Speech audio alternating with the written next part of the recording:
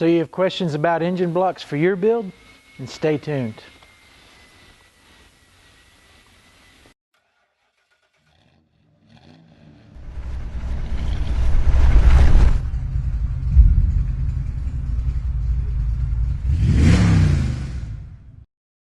Welcome back to In the Garage. If you remember from our intro video, this is our Mighty Mouse project where we're going to be building out a Chevy small block engine. We've got our block ready to start the project. We're going to talk about some of the things and the decisions we made in the block we chose and the kind of engine we're building. As I stated in the introduction video, what you want to make sure you keep in mind is you've got to make all your planning on the front end so you get the right parts, the right block, and everything you need to do the project the way you want it to. So come in closer and we'll take a look at the block we've chosen and kind of what to look for when it comes back from your machine shop. So what we've chosen to build is a pretty standard Chevy small block engine. It's going to be a 30 over block, which means a 30 over standard bore for the pistons themselves. It's going to have a 4-bolt main that we're going to actually look at here in a second. It's a 2-piece rear main. Again, we'll show that to you in just a second. And one of the things you want to keep in mind when choosing your block is not every small block Chevy is the same. It's going to have a lot of differences in material, in the way it's set up, what it came out of, what years it was actually produced. So there's a couple things to keep in mind. If you look on the rear driver's side of the block, there's actually the part number for the block itself. The ones that you want to be most interested in are 010 and 020 part numbers. That's going to be the last 3 numbers in the part number for the block is a 010 or a 020. This is a 010 block. It means it's got a very good material that's been used with. It's a good strong block. It's a cast iron block. It's going to hold up for years. If you come in closer, we'll show you this is the deck of the heads. There's a couple of different ways to have a engine block set up or prepared at your machine shop. One is to have the deck machined. Having a machine deck block is a great way to make sure it's sealed. This one has not been machined. The way you would know if you had a machined deck is it would be a high polish finish, kind of like the inside of the pistons. You would know that that deck had been machined. This one has been checked. It's true. It's flat.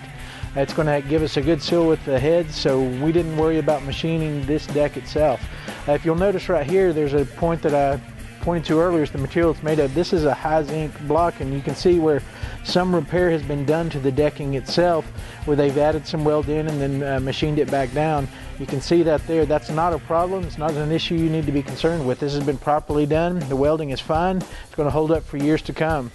Things to keep in mind when you're looking at your block when it comes back from the machine shop is to make sure that everything's nice and smooth within the pistons. Make sure all your freeze plugs have been properly installed by the machine shop and that your cam bearings are already in. You can have it shown up with a paint job on it, or you can paint it yourself. That's your choice. But usually you can have the machine shop do the painting for the block itself for you, as this one has been done, but you can do that yourself as well. So I'm going to turn this over real quick and we'll look at some of the bottom end of this block, and then we'll show you what we're going to do next. So if you come in a little closer, what you'll see is this is a 4-bolt main setup. These are the caps for the crankshaft bearing assembly. They have 4 bolts on each cap. This gives it a very strong setup. It aligns well. It's actually the one that most people prefer to use when they're building out their engines. These are also, if you come in closer, you can see the part number here has an N at the end of it. This is nodular steel caps. They're very strong. They'll stand up for years. It's definitely another sought after option on these blocks. So you can see this is what people are talking about, is these 3 main caps for the crankshaft are 4 bolts. When you hear somebody say it's a 4-bolt main assembly, that's what they're talking about. If you come back here, you can see this is where the rear seal assembly is. When people say it's a 2-piece rear main seal, that's this, and we'll show one to you when we get it installed, but it means that the bottom part of the rear main seal actually can be unbolted, and the seal itself is in 2 pieces. It makes it a little easier to do that repair on these engines, and they do stand up very well. So when somebody says it's a 2-piece rear main, that's what they're talking about on the block, is that this rear seal, oil seal, is actually a 2-piece gasket instead of a 1-piece gasket. A common thing that you'll hear when people are building engines is the bore and stroke of the block or the engine itself.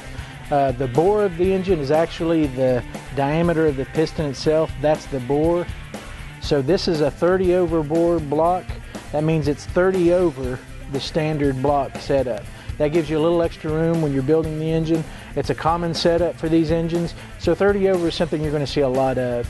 As far as the stroke itself, that's the actual cycle of the piston up and down within the piston cylinder. So this one is a 3.5 inch. It's a little more than stock, but it's pretty close to what stock is. A 3.5 inch stroke, 30 over bore engine is what we've got here. You hear that a lot. So let's take a look at some other things.